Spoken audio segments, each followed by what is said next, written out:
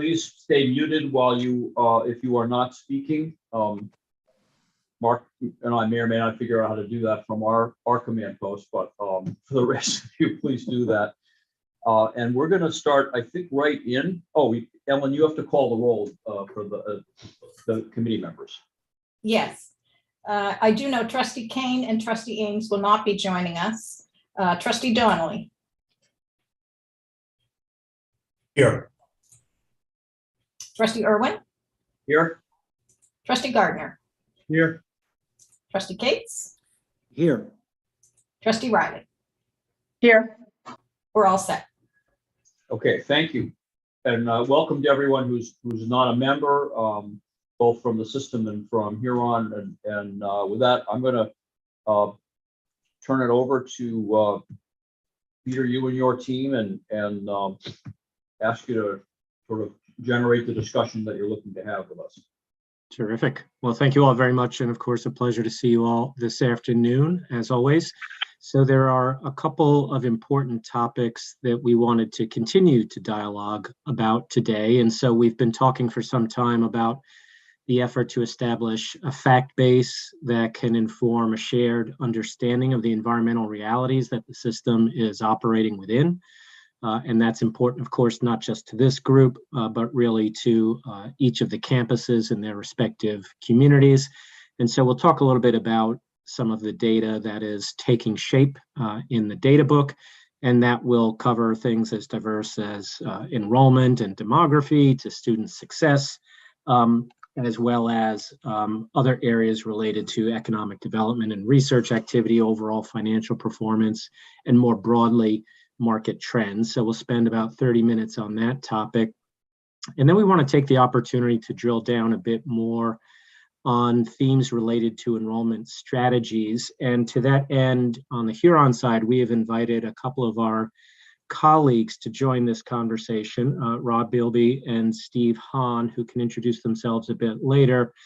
Both Rob and Steve are experts in enrollment management and can provide, I think, some valuable deep subject matter expertise on some of the topics that we have been reflecting on. And then finally, just to anticipate our conversation in April, I just wanted to note that we are substantially through our stakeholder engagement efforts. We still have other conversations and groups to meet with. And in our April conversation, we'll take a deep look at some of those stakeholder conversations and the themes that have resulted from that dialogue.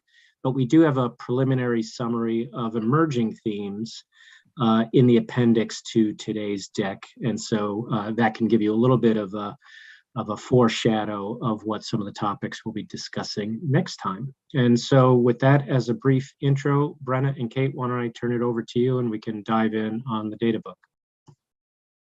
Great. Thank you, Peter, and good afternoon to everyone.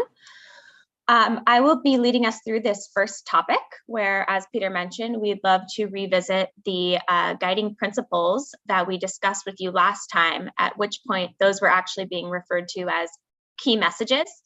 And so we'll talk about those now in the reinvented title, which is guiding principles. And then we will also look at this data book.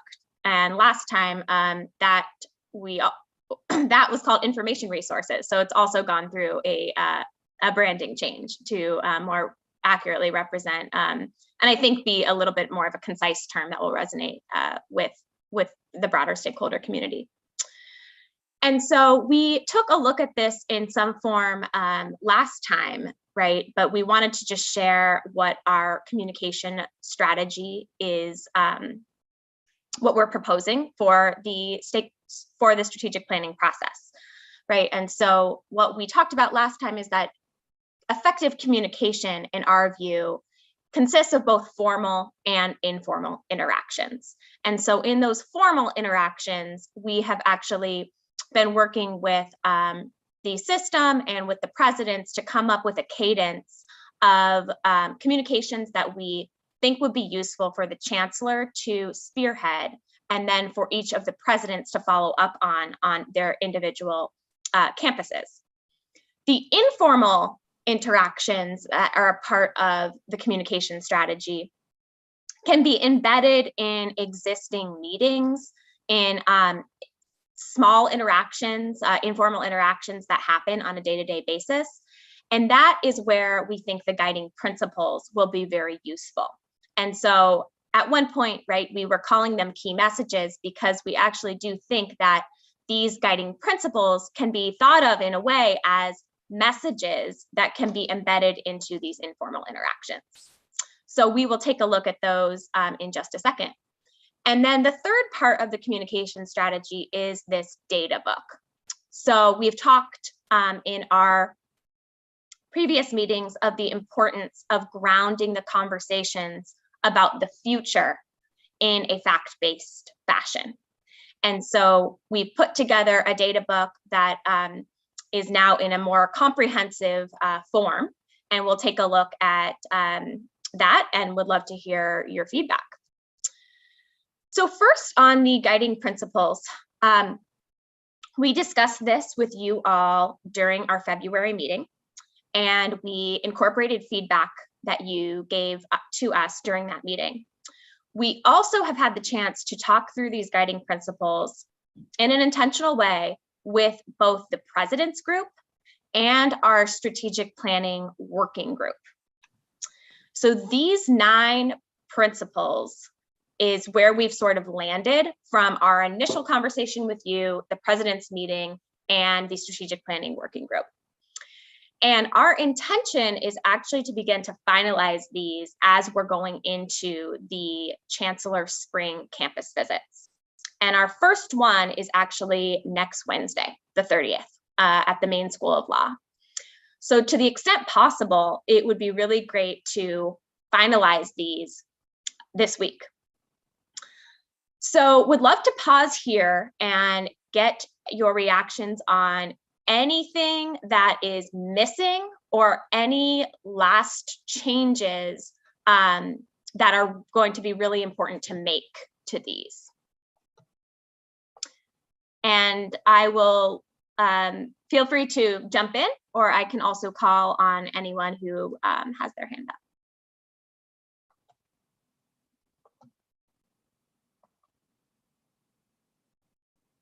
Yep, Robert, please. Hi, I have a team of folks looking through each of the slides and each of the numbers, and they're still doing that work. We do have, while they're not substantial, there are some differences we want to point out in some of the high school enrollment trends, data, that kind of thing. And so we'll provide you all that feedback once we're done, and hopefully get that done mid to late week this week. Okay, so those would be changes on the data book, right? Yep. Okay, yep, that sounds great. We welcome that feedback. Any comments on these guiding principles? I had one thought that relates to the primacy of the data and the need for candor, essentially truth-telling with regard to what our circumstances are, what the most likely trends are. I mean, I think I like what's here, but what doesn't jump out at me is that there's a commitment on everybody who's participating in the process to be candid, whether it's about the specific facts relating to some aspect of our operation, or whether it's about their fears, or whether it's about their hopes, or whatever it is. It's trying to develop that sense of trust in the process that we're all going to put our cards on the table. Maybe that's naive and unnecessary, but I just wanted to raise that question. Do you think that point relates to the guiding principle number 4? Could there be something added to this 4th principle that could get at, putting all of our cards on the table and the trust piece? I think it could easily go there. Sorry, go ahead, Dan. Actually, I was focused on point 4, And specifically the latter part, it says, while also phasing out or stopping efforts that no longer serve the needs of our students and our state. I don't think you can find anything that doesn't serve an individual student. So I think you have to add something about in a cost-effective way, or amend it to speak to the rationale of having 4 faculty folks teaching 10 students. You know, because there's always an argument to be made that supplying an education to even one person is very, very important. It's just not affordable. Right.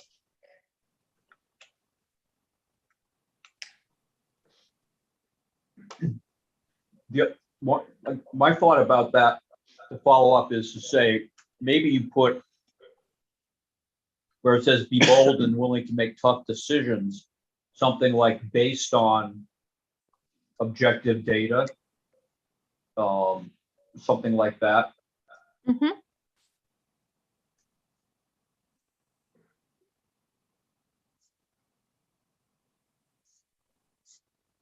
Yep, very helpful. So folks, I'm really late to this and I'm very sorry, and I'll just chime in very quickly if that's okay. Is that Please. okay? Yep. I'm assuming we're discussing these. I think the focus on serving the needs of our students is great, and our state is great. Is there a way to express that not only to be about the present needs, but the anticipated future needs? Mm-hmm. Thanks. Yeah, the present and future needs. Good point.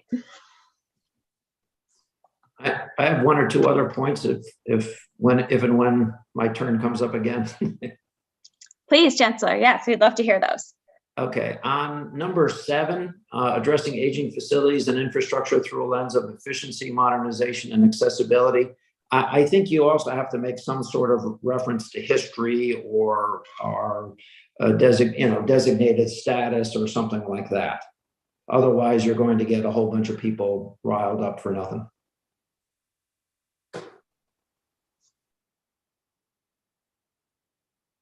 If that makes sense. Yes, that does, and that's helpful to have that cultural sensitivity baked into that principle.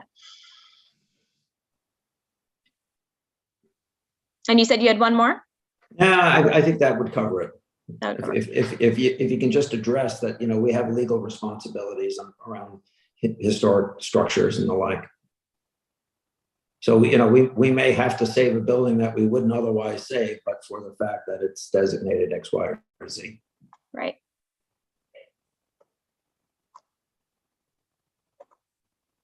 Great. Any other comments on the guiding principles?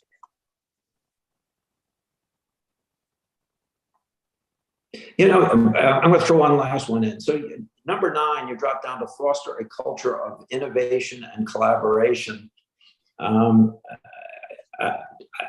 Could you think about throwing the word transparency in there as well? I think it addresses some of the issues that the former chair raised as well. So Do you think it would be moving? I missed it. I missed it there. I'm sorry. Oh, no. I mean, you didn't. Your eye is helpful, you know, and you've seen this a few times. So people that are just seeing it the first time might not, might miss that. Do you think that we should move the communicate transparently to guiding principle number 9 instead of being an 8? I think you're talking about innovation and collaboration. I think that might be the more appropriate place to have it. Okay. And it's not transparently, it's transparent, right? So that's great. Jim, Trustee Donnelly, please. I think Dave Demers' comment in the chat is where I was going. That we're talking, I think, generally about the physical locations and different ways to serve, but not, I don't really see a shout out to delivering through technology and a hybrid. What's a modern, we talk about modernization and efficiency. of facilities and infrastructure. Should we make it more clear that that includes through different means? You know, is it through the internet? Is it what are the different ways that we'll be delivering the education in the future? Is there a shout out to that in here to make sure it's covered? And I should have thought of the wording before I raised my hand, but that's the question, is how do we address that? Yeah, thank you. Trustee Riley. Hi, thanks. I would point out on Jim's point is a good one on 4 about how we need to be evidence-based, but note that on 3 we have based decisions on facts and projections. So we just want to avoid redundancy and make sure that they flow. But I keep struggling, and I too don't have language with the needs of our students and our state. It's bigger than that. It's more global, particularly the research mission. And now that we're R1, and maybe Joan has thoughts on this, but I wonder where the unique opportunities and importance of our research mission play in these principles. Perhaps I could chime in, Trustee Riley. I think in number 3, there's one spot to do it, right? Facts and projections of the higher ed market. Yeah. I mean, the higher ed market for UMaine is a part of what we look at, but we look at the R&D ecosystem for the country and for the world, really, globally. But higher ed market, as well as, it's too wordy, but higher ed specific place in the R&D environment, much of which happens outside of the higher ed market.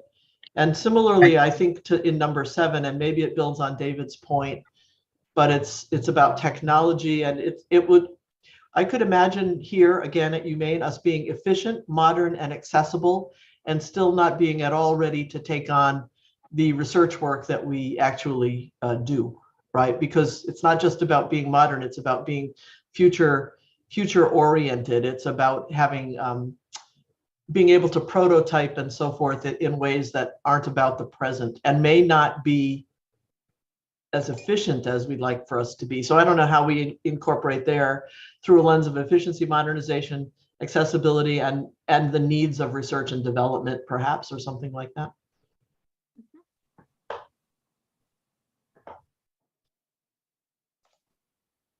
Great, thank you. Any last comments before we move on?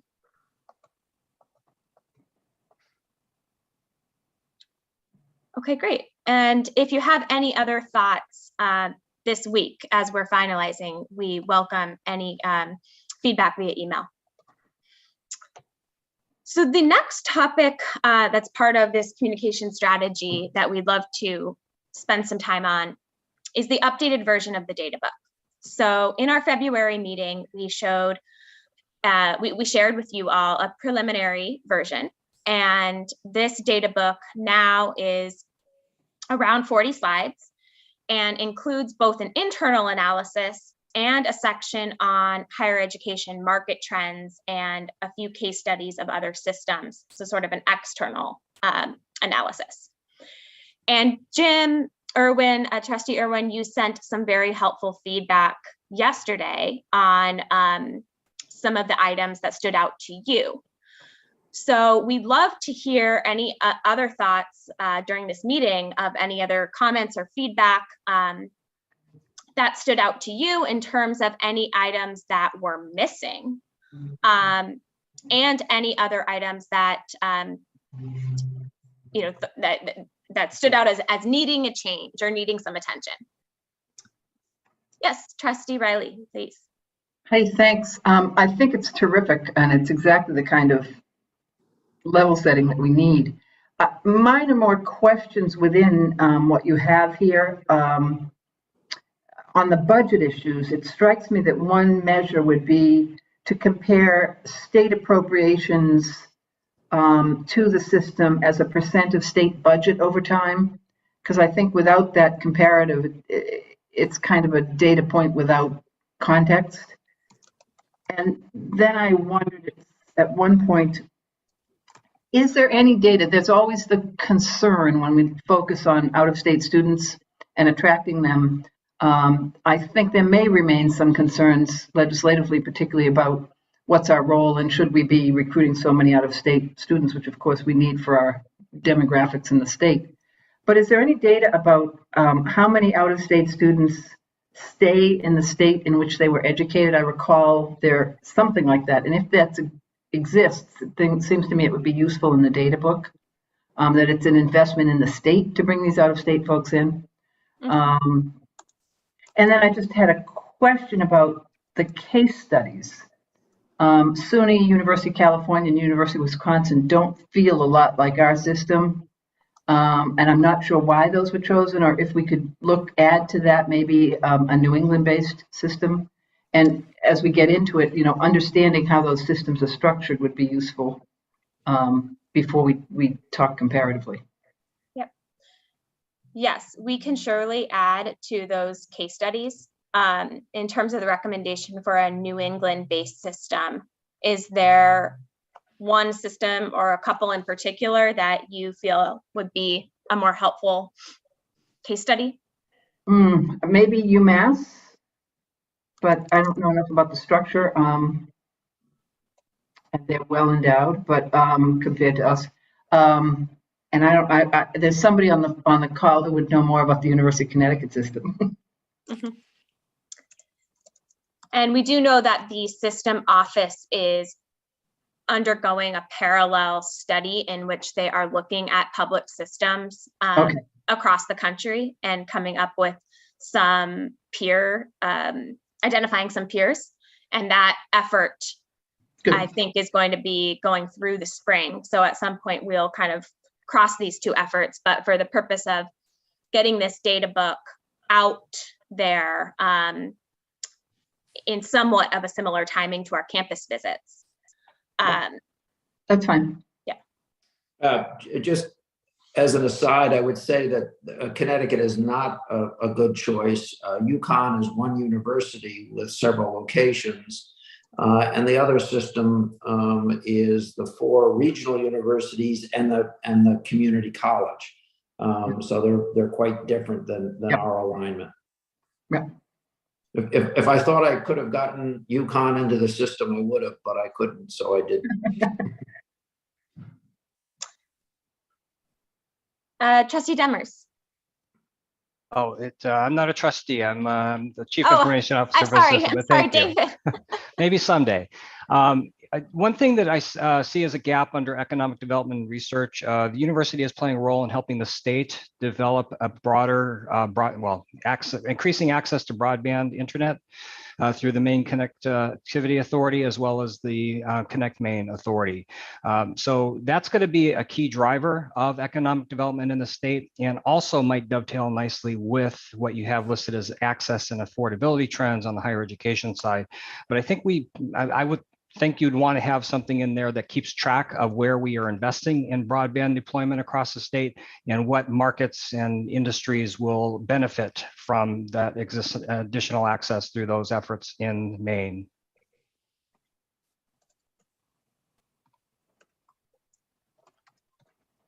Thank you. President Bernie Mundy. Hi, thanks. Picking up on the economic development and research. A pretty important part of what we do system-wide is to partner with Maine businesses and industries, both in the areas of bringing new companies to the state, preparing a workforce for those companies, and also doing R&D with them for them.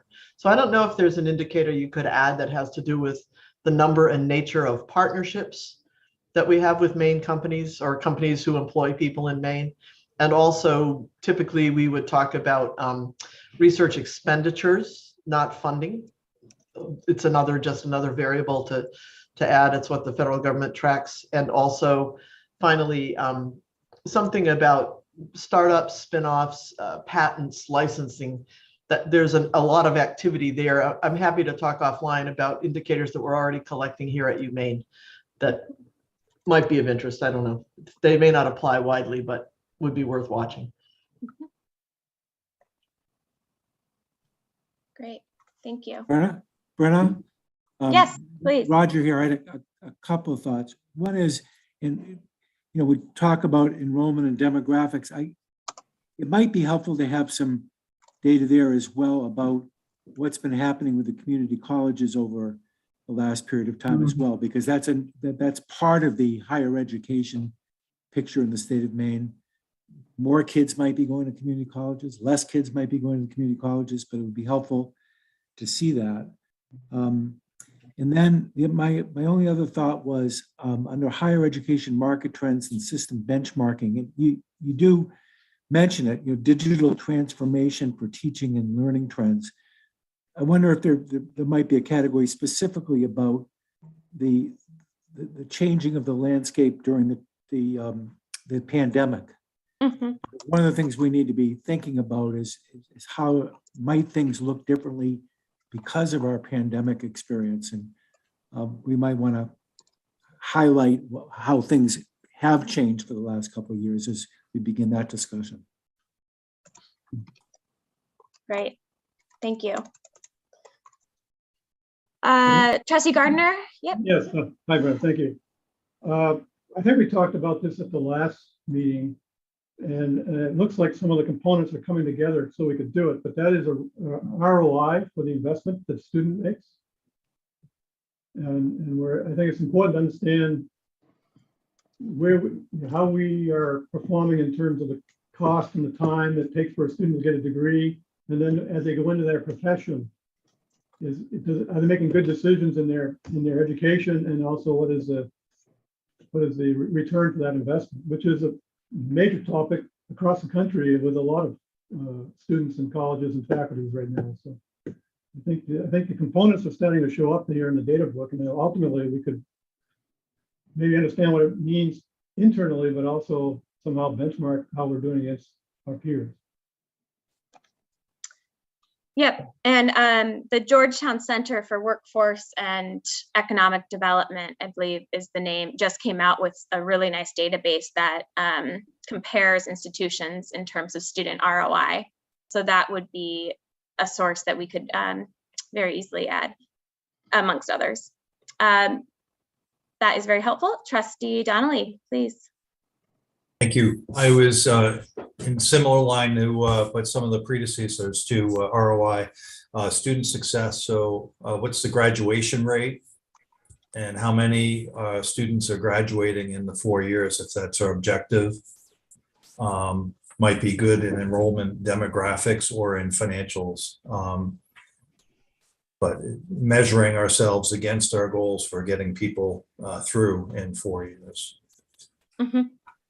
And we do have the 6-year completion rates in one slide in terms of Maine compared to Northeast peers and the national averages. But one of the things that has come up in some of the stakeholder interviews is actually looking at retention, because it is such a top priority in a little bit more of a granular fashion than just at the state level. Perhaps there's retention targets, and we could measure how we're doing to those targets for different student profiles, and also at the university level. So that's helpful. Trustee Riley. I always worry when we talk ROI, which I agree we need to do, about missing the importance of higher education, just to educate people to the breadth of humanities, and to make sure we have people who are able to think and know the arts and be engaged in civic culture. And it's something you can't measure, but one measure might be our public service responsibility, which I don't see anywhere really directly in this data book. I'm not sure what the metric would be, but it is a way to talk about a broader civic engagement of the institution. And maybe there's some way to measure that. Great. And student debt upon graduation. Great. Well, thank you so much for all of this feedback. Similar comment I will make to the guiding principles, just as we are beginning to wrap this up and sort of go live with the data book in some fashion. And we're working with Jim to figure out the best way in which to do that, whether to have this be on the website or to be sending it via emails, as we are going and meeting with our different focus groups at each of the universities. We will be looking to wrap this up in short order. So any other comments that you might have this week in particular, please feel free to send those via email. And what the important piece, there's in my mind, two real important pieces to this data book. One is grounding the conversations in a fact-based reality, which we've talked about. The second is really drawing implications for the future, right? So the implications for the strategic plan. What does this data tell us about our option set of our strategies that we can be looking at for our future strategic plan?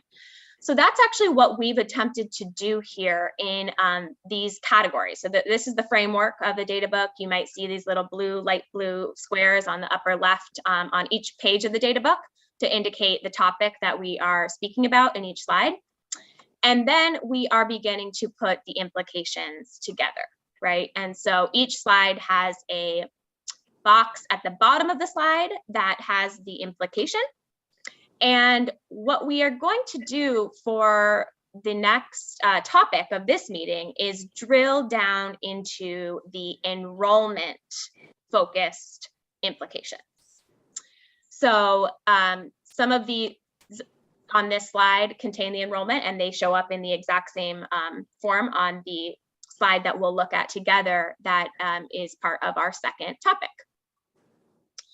So what I'd love to do now is introduce our two enrollment subject matter experts and have them share a bit of a bio of themselves and also what they're seeing in terms of enrollment trends in the market at the system level, and specifically those that relate to the implications that we're beginning to draw for the University of Maine system. So with that, I will hand it over to Steve and Rob to introduce themselves. Hi, everyone. It's a pleasure to be with you today. I'm Steve Hahn. I am a senior director in the student strategy and enrollment practice at Huron. And I've been in this role for about 2 years. Prior to that, I had a 20-year career at the University of Wisconsin-Madison, where the last 7 years I was the vice provost for enrollment. And hi, everyone. I'm Rob Bilby. Happy to be here with you today. I'm a managing director here on the same team as Steve. I've been here for a total of just over 100 days. My enrollment management firm, Whiteboard Higher Education, was acquired by Huron back in December, which has been around for about 9 years. I've been in enrollment management for about a decade myself, working with a plethora of institutions across the country, but heavily focused in New England and the Northeast. So very familiar with some of the takeaways of the data book here and just some of the demographic trends and the experiences that you all are having. Great. Brenda, next slide, please. So what Rob and I have planned for the next several minutes with all of you is to not, hopefully not, talk at you for 30 minutes, but to pose some data observations and some questions and foment some discussion about what makes sense for things to focus on in your environment. As a former representative of the UW system, I agree with Trustee Riley's observation that there are imperfect comparisons to be made here, but some things jumped out at me from my own experience as I walked through our data and also listened to the discussion earlier. First of all is the presence of a global Research Fund flagship in the context of a system. As well as competition between I should say a relationship characterized by competition in enrollment rather more than coordination among different campuses of the system. I think that's fair to say in Wisconsin, at least. I think there is in both systems, the need for coordination between emergent online programs. especially in the mind of our citizenry, who may get confused between what our offerings are at the system level versus on an individual campus in the online space, where geography makes not as much difference to them as if they were physically on campus. Also, emergent trends in an appeal to the adult learner and indeed the entire life cycle, and the need to rescue adult education from the patina of career reskilling and more in the, and orient it more in the lines of, if I'm a citizen of Maine or even around Maine, I want the University of Maine system to be my educational go-to of choice, geographically, modality, and whatever opportunity I have in front of me in terms of my life or whatever educational goals I want the University of Maine to be my system. So those are just some things that that struck me as similarities between Maine and at least one other our system. In terms of demographics, as it shows on the slide here, Maine is characterized. I know we're still going through the data, and you are going through the data. Maine is characterized with at least flattening of high school graduations, if not decline. But the prospects, just like the Upper Midwest, the prospects are not rosy for the future. And that presents opportunities and also suggests areas of focus. And we'll get to this in the next slide in 1 minute. But do we focus on activating students who didn't enroll? They didn't choose us. Do we want to look to the external market with all the benefits potentially, not only for the job force, because some of them will love Maine and remain in Maine, I have no doubt. And in fact, they do. But what offsets can out-of-state tuition make for promissory programs to in-state residents to perhaps attract more of an in-state market? Capturing market share from the privates and from the 2 years, and perhaps converting articulation agreements that may exist into the expectation of enrollment, matriculation agreements from certain populations, so that the black box of admissions, which we must do, obviously, is less concerning to them because there's a more metric-based pathway between our institutions, and from a system perspective, mobility between our institutions. I mentioned adult learner opportunity. We can get into that. And also the need to invest in different modalities to reach our Maine citizens where they want to reach us, online, residential, or on a day-to-day basis as a commuter. Let me pause there. Those are just some of the options that the opportunities that Brenna noted in the data on the earlier slide that we thought were particularly relevant. Any comments or questions or disagreement among the types of things we should be looking at here? There's one more that I thought of too that I would suggest, but let me look to you first.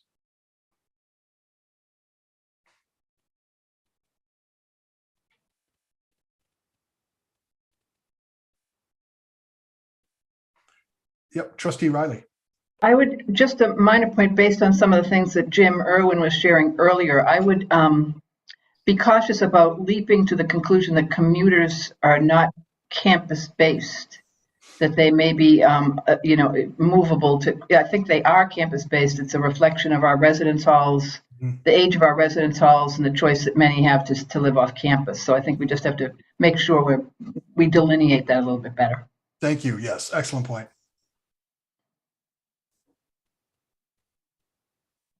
Anyone else? This goes to this question about the adult learner market. Are we on that, or are we just talking about the first batch of questions? No, let's go. So I think, and I know we do this to an extent. Some of our programs do it extremely well, but we don't have an overall strategy of intensive employer engagement. And to me, one of the real keys to increase the adult learner cohort within our system and improve persistence of students, no matter where, what cohort they're in, would be to make the the evident relevance of what they're doing to where they're going become part of the embedded into the educational experience for them. And I think you do that through really close relationships with the employer community, where most of them are headed. And it's sort of like the co-op, the Northeastern co-op kind of idea, but there are many ways to come at that. And I think one of our strategic priorities needs to really make that connection between what you're getting from us and your vocation apparent. But before Trish jumps for the screen at me, I want to mention, however, that a key element of that is rethinking liberal arts as a necessary component of a degree that supplies the not necessarily specific vocational skills, but the overall critical thinking, collaboration, creativity, those kinds of skills, which I noticed in the when we get to the jobs data later on in here, all the opportunities for employment seem to be heavily dependent on those skills. That's what employers are looking for, which bears out what we've been hearing for years. So we have to marry that very intentionally, I think. And I think that would be a critical component, and it would appeal across all demographic groups that we're trying to attract, but specifically, especially for adults. Thank you, Jim. Yeah, absolutely. And I also would suggest from my own experience, I am not a fan of justifying a liberal education on the job outcomes only, and there's as we all share, I'm sure on the phone here, there's a benefit to an informed citizenry, and I'm thinking of a study that I've seen that we did in my home state that looked at the CIOs or the C-suite of Wisconsin companies and looked back to the degrees that they got either in this state or in other places. There's a remarkable preponderance of a liberal arts education around our CIOs in that, and I don't know if such a study could be easily done, but it was eye-opening for the legislative audience, to be honest, and it helped create a connection, I think, between the enrollment of our system, the legislative affairs of our system, and the external relations arm of our system, with the business implications that this has. And of course, the legislature is always very concerned, as you know better than I do, with the business climate. Yes, I see a hand up. I was gonna, if we don't mind me hopping in on the same topic before we transition. There's an interesting reciprocity, though, in establishing those community business relationships from a what do we need to be providing, but also what students do you have to provide to us in that adult learner. So it's not always how can we feed you more people from who knows where. It's how do we help train up your existing staff members, and how do we make that a component of our enrollment strategy going forward, which we've seen be successful in a lot of places. Trustee Farini-Mundi? Oh, I'm not a trustee either, but thank you. Sorry.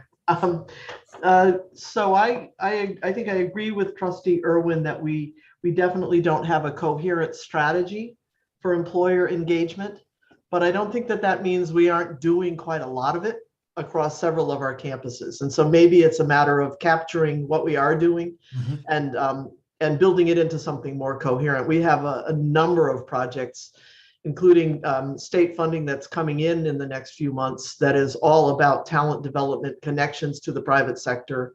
And we should not underestimate the place of individual faculty relationships with those companies, because every day I'm discovering more of that here. So however we figure out how to pull that together, which I do think is a good idea, there's a lot in place already. We just don't have it packaged very well, and it's probably not as powerful as it ought to be.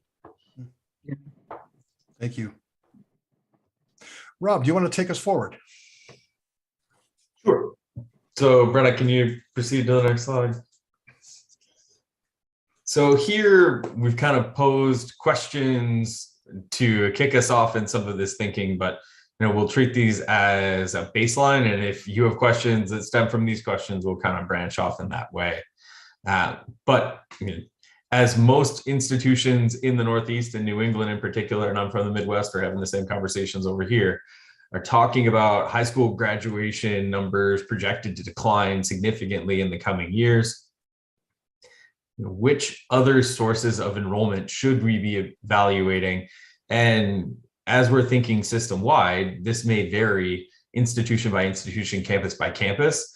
And so we posed 5 different options, and these are probably not all of the options, but they're fairly well all encompassing. To what degree do we pursue students who may be engaging, but just aren't currently enrolling with us, maybe choosing other places? Do we go out of state? And to what degree, given the fact that much of the rest of New England is also struggling demographically, how far do we think we can reach in terms of those out of state enrollments? Do we start to pursue Maine privates?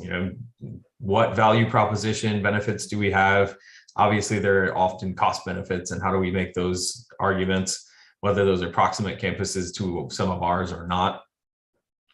And then Steve and I were talking about this prior to the call. And many times when we're talking about two-year institutions, we use the phrase articulation agreements, and Steve pushed back and said, well, what about a matriculation agreement? How do we get students who are entering into a 2-year, we truly have the expectation that they're just enrolling with us in their 3rd and 4th year, which I thought was an incredibly insightful thought. And then downstream. So as an enrollment manager for much of my career, I've been helping institutions enroll new 18-year-old students in a lot of cases. But as the industry has progressed, now we're starting to think farther down the enrollment funnel. Not how do we get students in the door in year 1, but how do we retain them? How do we get them all the way to graduation, providing benefits to them and us as 4 years of graduation?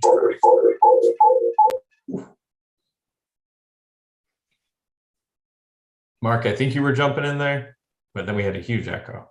Yeah, hold on. I can hear you. Can I ask a question while you're? Oh, I see. Yeah, Mark's giving us feedback because he's accessing the session we're in on his iPad. Let me go mute. Oh, I just had a question that relates to this funnel and the 2-year graduates, if you will, moving into our system. Do we have any data as to where they go now? So, for example, and I'm sure this must exist, the community college system, for example, must have data on what percentage of their degree recipients go on to achieve higher degrees and where they go, versus what parts of the workforce they go into, and whether the parts of the workforce they're going into are areas where they're going to need more formal education at some point, or they're going to hit a ceiling. I'm just wondering if there's data that would tell us how to more specifically focus on success in that, in capturing more of that cohort. I think we could do a little bit more of a robust analysis of the main community colleges and the enrollment and the students and their pathways. I think Roger was mentioning that as a recommendation when we talked about the data book. So we could take a next step in looking a little bit further into main community colleges. And Trustee Riley, I noted that you had your hand up earlier. No, Jim asked my question about where community college people go. Okay, thank you. Yeah, I'll be interested, Brenda, to hear what you learn. Often some of that information is hard to come by at best and not tracked at all at worst. But there's going to be some kinds of learnings. One of the questions on the retention bit, and community colleges run into this all the time, is intention. Did you have a student coming to you with the intention of completing a 2-year degree or moving on to a 4-year degree, or were they just coming for a couple of courses to upskill and they had no reason to be retained ultimately, as they were just intending to be there for a couple of semesters? I'd like to join the conversation again, if I can, for a minute. On that last point, There may be a measurement of success that we all ignore, and that's how many people actually complete a course that they start. To your point, Rob, food for thought. It does also strike me that we have a couple of unique offerings on the online in the online world, specifically our MBA program, which was designed to be a cooperative effort between the University of Maine and University of Southern Maine under the University of Maine banner. That has not necessarily proven itself as Southern Maine withdrew support, at least on the teaching side, from that program. But I wonder whether we need to carve out some sort of language around that MBA program. And the other area that is unique to one of our universities and none other is the Your Pace program that UMPI is currently offering, and quite frankly, having some very strong early success based on the last 3 years of large increases in numbers. Now, the third thing I would, now the fourth thing I would point out that perhaps we should give some thought to, is there a better way to market what we can do online in a more unified way? That's not to argue that UMaine isn't its own standard or that UMA isn't its own standard, but for most of the world outside of Maine, we're already considered one university, even though we've outlawed that term. I would love for you all of your great minds to think about is there some step that we should be taking towards a more unified offering? Now, having said that, that probably ties into our unified catalog, which will be rolling out over the next couple of years. But I would raise those questions.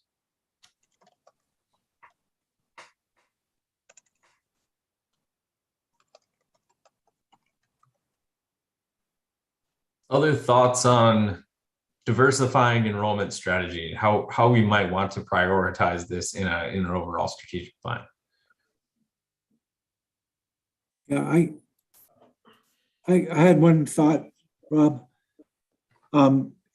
Roger here, that I don't know how we even say this, and we probably can't say it, but one of the areas that we compete for students as freshmen is, again, coming back to the community colleges. And they are, for an 18-year-old kid coming out of Coney High School, we are competitors there. And certainly with the governor's recent plan to offer 2 free years of tuition to certain classes of high school graduates, that's something which is bound to have an impact on our enrollment competition. It's obviously a politically very sensitive question, and I'm not sure we really included in here, but it's something which is, I'm sure, on our minds.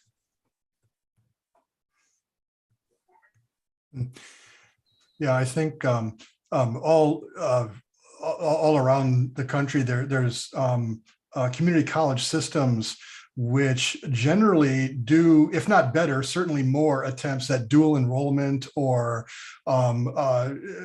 having one graduate from high school and in some cases with an associate degree at the same time. And so there is a difference in the mission of the, four-year institutions, but in terms of the method, making a better inroad into, simultaneity of experiences or dual enrollment or maybe even ID them and bring them to campus and take something. There's something I think we can learn from the relationship that school systems have with the community colleges in their municipalities.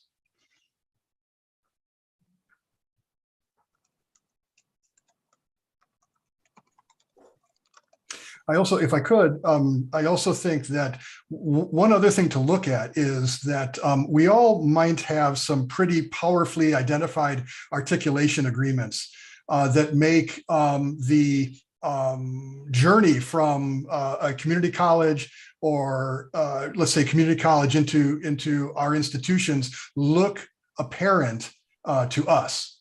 And sometimes there's the evaluation of a math credit or an English credit or something in psychology. And one thing to look at, I don't know if this is fodder for the data book or not, or if Maine has this problem, but one thing to look at is as you look for the people who you would otherwise expect to enroll after community college in your campuses, enrolling on campus is one thing, but getting instantly into a major as a junior is another thing. And that might require the evaluation of a faculty.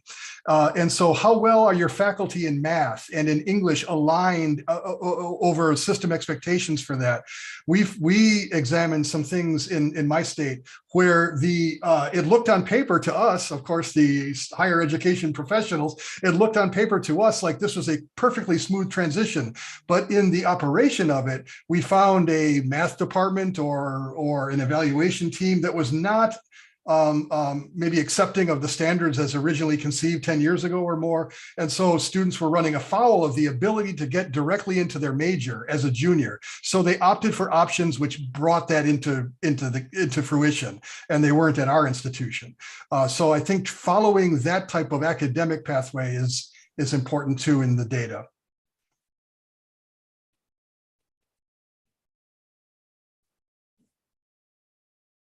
Thanks, Steve. So first question is focused mostly on 17, 18, 19-year-old enrollment, what's happening to graduating seniors. But a lot of the topics that we've touched on today and a lot of topics that are touched on in the data book are on adult education, distance learning. There's campuses that are doing a good job focusing and serving those populations. But to what degree does the system focus on this as an overall enrollment strategy going forward? And I think I've gotten some notes around that just from the conversation today, but interested in digging deeper and understanding how much you would want to lean in on that.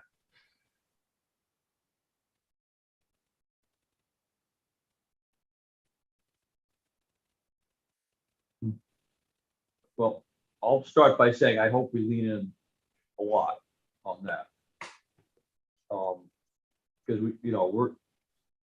we have a real difficult time seeing beyond next week, and we have to see beyond into the next decade, and that's just hard for us to do. And I think we will never be completely online, but we will continue to be eroded by the online community that takes bits and pieces away from us as they innovate in particular spaces and attacks certain elements of what attracts people to online. And at the end of the day, if you're not in that space, you're not. You're just not a robust institution. So I think that has to be something we look at holistically and figure out how do we incentivize the campuses to collaborate going forward on getting their stuff online instead of competing with each other. I just don't want to repeat in an online world what's been going on for the last 50 years in the physical world. Well, there's efficiencies to be gained there too, right? So if we're able to think about it holistically as opposed to campus by campus, maybe we can leverage technology platforms, we can leverage different components of coursework and whatnot across the institutions, as opposed to, this is our backyard, you stay out.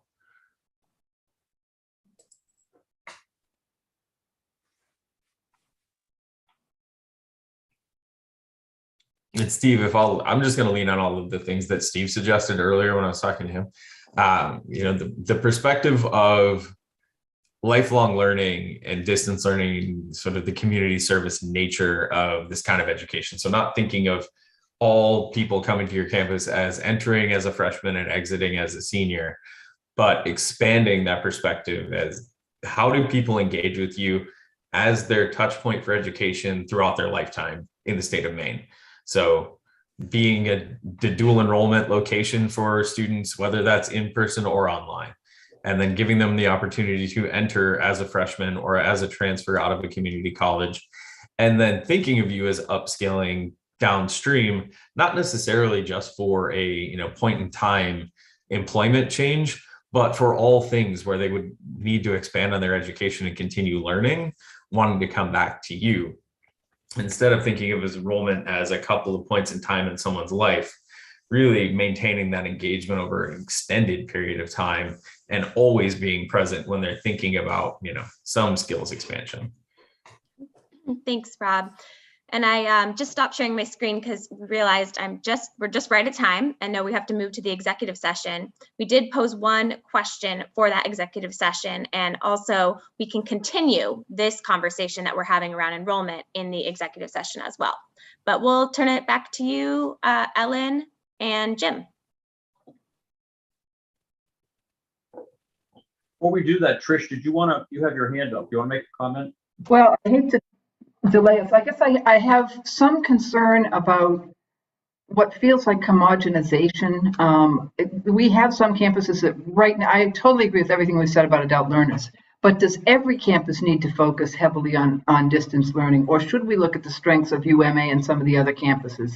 Is a botany class at a community college of a level that a botany student could move into the forestry program as a junior and get that botany credit? I'm concerned that all of our campuses aren't the same and probably shouldn't be in terms of the offerings that they have. And our one research institute ought to be held to a higher standard, it seems to me. And I don't know how that plays into the data book, but I worry a little bit about in our efforts to be, and these are great discussions and I concur, but just a little warning that we want to be careful about how we define the strengths of each campus. Mm-hmm.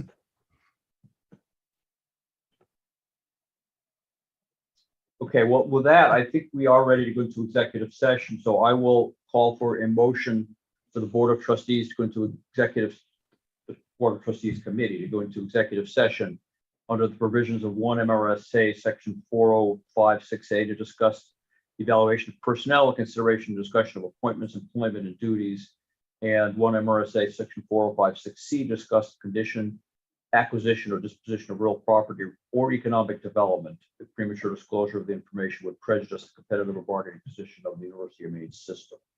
Could I have a motion? So moved. Second. Okay, we got a bunch of motions in second, so we're good. Ellen, could you call the roll, please? Certainly. Trustee Darnley. Yes. Trustee Irwin. Yes. Trustee Gardner. Yes. Trustee Cates. Yes. Trustee Riley. Yes. The motion is carried. All right, we are now in executive session, and I guess we need to click. Yep.